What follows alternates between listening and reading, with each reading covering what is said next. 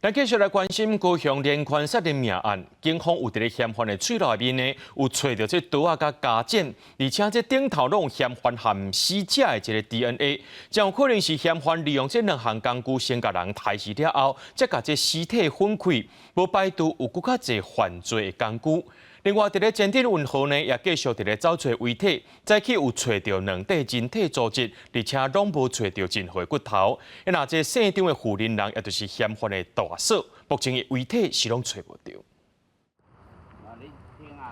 13日刚水上摆，警方伫咧整治运河好尸地的动作，是改做伫咧烟花哪用目睭看哪找。早起9点左右，阁发现两块10乘10含10乘40的人体组织。嘛有民间的电眼记录到现场的嫌犯伫咧涉嫌杀死着人的负责人的过程中，才一摆来回出入引导。捞到2块，一块呢是10乘以10公分的组织，另外是一块是10乘以40公分的皮肤组织。高雄连环命案继续到好危害，警方查找提醒嫌犯登去伊的徛架超车，靠着尖刀和刷轮机这新的证物，再去证实尖刀和家刀验到现场的嫌犯和死者现场的负责人的生物基证，但嘛摆脱伊有用刷轮机来犯案。在剪刀上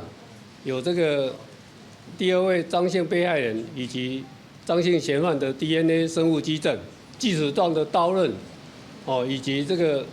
4块的切割的一个工具痕迹，那形状比对是雷同的。昨日嘛有民众伫亚洲新园区的海域发现人体组织，警方证实是死着人的被害人所有。初步掌握警方至少找到37块人体组织，其中大多数拢是死着人的被害人所有，有2块是现场的负责人。通联的这个部分我们都会去佐证。那还有目前我们找到被害人的人体组织，还有作案工具目前事证明确。现场的嫌犯的阿嫂，就是被害人姓黄的负责人的人体组织，拢还未找到。警方回应讲，已经有一寡事情在查访，嘛会持续伫侦查运河来河。嘛强调讲，嫌犯并无人得讲的死亡谱啊，现有的基证显示伊是家己一个犯案，嘛干那这3个被害人。记者综合报道。